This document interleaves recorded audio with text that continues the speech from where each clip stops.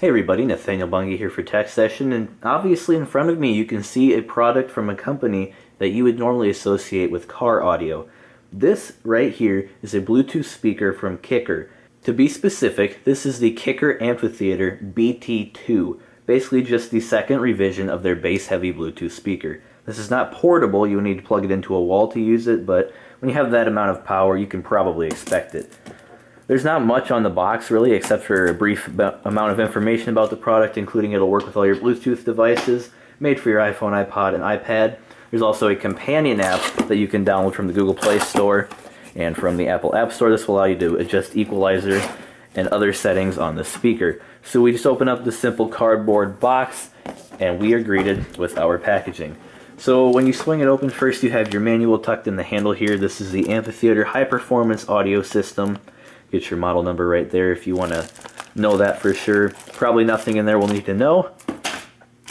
Next we have our power adapter. This is a DC power adapter, as this speaker will draw quite a bit of power. See right here we have our standard plug over there, and then you have your DC part there. Next, on the far end of the box, you have your cord. This is what will actually go from the wall to the power adapter. Take that out of there. Got these plugs covered up for shipping. It's a flat cable, so it shouldn't tangle too easily, and then again you have this part which will match up with the power adapter. Next you have a small remote, which is neatly nested within the packaging material. That's one of the nice features about this, is you can control it from afar with the use of this remote. So you do not need to have your phone with you in order to control things such as volume and song skipping.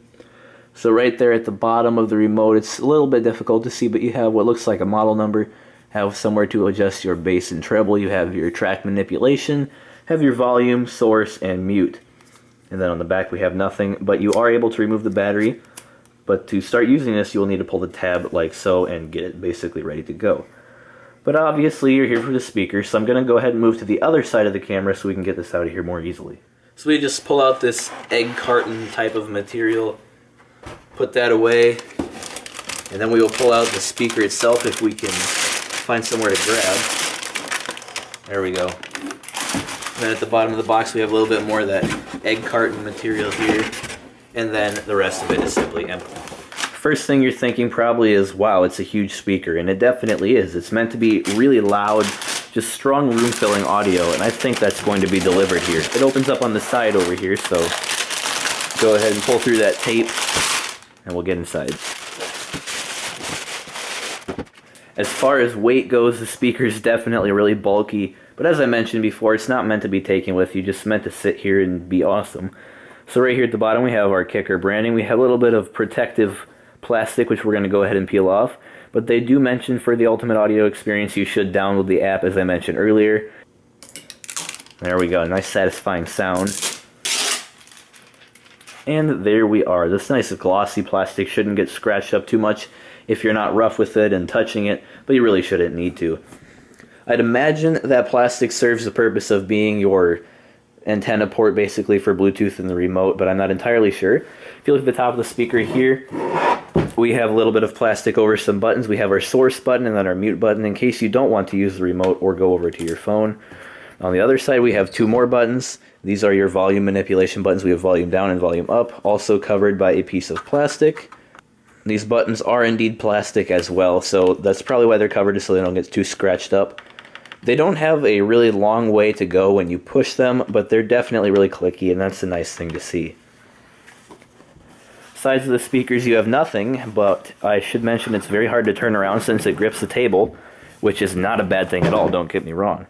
But here is the star of the show. Right here is your huge square subwoofer. This is what will deliver all of the bass. And really, I'm going to talk about the bass a lot because that's what Kicker is known for. So obviously you're going to get a ton of power out of here. Just make sure you don't have anything up next to it, otherwise you're going to get rattling and maybe you could break the speaker, which you obviously don't want to do. Down here we have a little bit of silica gel, probably to keep moisture out of the ports in the speaker itself, as your ports are located down here. You can see right here from left to right we have our reset, our power, DC 24 volt input, our auxiliary input, and our USB. USB is meant for charging your phone, not for delivering audio, at least as far as I know. On the bottom again you have these big grippy pads so it won't be sliding around, then you have your regulatory information. Now, yes, I realize that an audio test is not necessarily going to give you a good example of how this sounds. You're just going to have to take my word for it. But I will play it here anyway, just so you can maybe get a feel of how everything is set up and how it functions. So I'm going to go ahead and plug it in, and I will be right back. I'd also like to point out that each part of this cord is actually really long too. This should probably be around a 5 to 10 foot cord total once you have everything set up, at least from what I'm seeing here. Go ahead and get it set up. Yeah, this is probably around 10 feet here, so you can get a general idea of what you'll be dealing with in terms of length. We're going to go ahead and plug the DC input into the back of the speaker. I'm sorry you can't see what I'm doing, but I do need to plug it into the wall. And wow, that was a stretch to reach. We do have a green light on the power adapter section of the charger. That way you can know you are getting power to the speaker. And then we're going to go around the back side again and turn it on with the switch. You can maybe see that down here at the bottom of the speaker. You have a small blue LED light. This is going to be used to indicate power and also most likely connection status. But we're going to go ahead and, just for purposes of quickness on this review, we're going to grab a 3.5mm auxiliary cable and just link it up that way so we can ensure that we have an accurate test.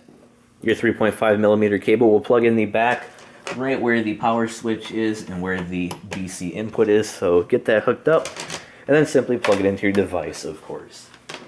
And having an auxiliary on here does mean that the speaker will pretty much support any audio device possible, including things like the iPod Shuffle, for example, which do not have Bluetooth.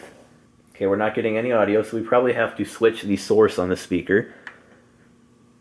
And if you can see, this blue light turned to purple, so it's totally likely that we are switched onto a different source now. The manual will probably explain all these colors and stuff, but as you already know, I don't read the manual very much, so I'm going to go ahead and try it again now that the light is purple.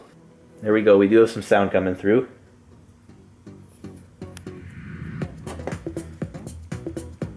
If you use the remote, that light will flash. Well, this is going to have some power.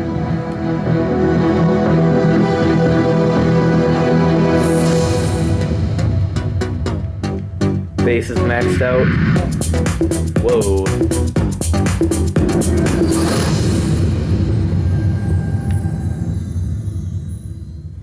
Okay, that's incredible. This is going to be my new favorite speaker that supports Bluetooth.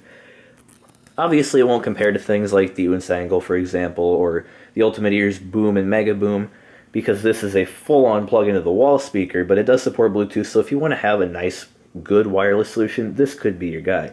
I'm going to go ahead and check out some copyrighted music now from Spotify, which I obviously can't play, so I'll be back and let you know what I think of that. What you're going to see right now is the bass test, but I will make sure to turn it around so that way you can see what we are dealing with in terms of the subwoofer on the back. So we're running a bass test now. This is not DJ Iceman, this is just a simple bass test, but you can kind of see what we're dealing with here. Let's turn up the bass a little bit, see if we get anything. Bass is max, let's turn down treble. And then let's turn down bass.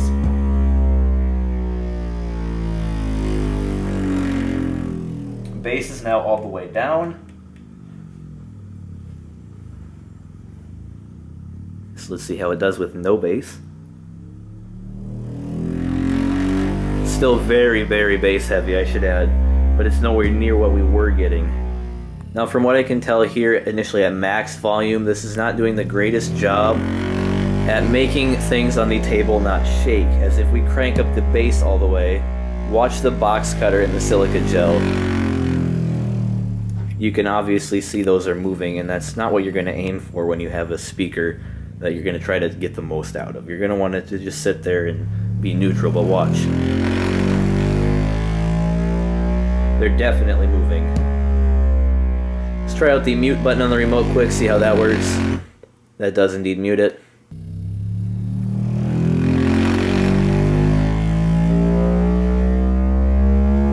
Tell them we don't want to play, yeah, yeah. Okay, this is really loud. It's okay with last place. This is a very loud speaker. Wow. I will obviously have more about this speaker in my full review because this is going to take quite a bit of time to get used to and kind of figure out how it works. I'll make sure I keep you posted on Bluetooth including range, connection, and just all the stuff you're going to want to know about the speaker, I will get heavily in depth with. I would like to note too, the name Amphitheater is actually fairly clever. As you can see, this kind of curves like a theater. I guess that's maybe just my perception of the name, but I think it actually does work out pretty well. So I'll make sure to, again, keep you updated. This is the Kicker Amphitheater BT2 Bluetooth speaker from one of the better companies that deals with bass in the world. So I'd like to give a huge thanks to Kicker for sending this out to me for review. You're getting my honest opinion about this speaker. I'm not being paid for it or anything, just simply have this product to test out.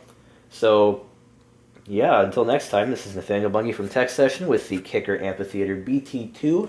See you later.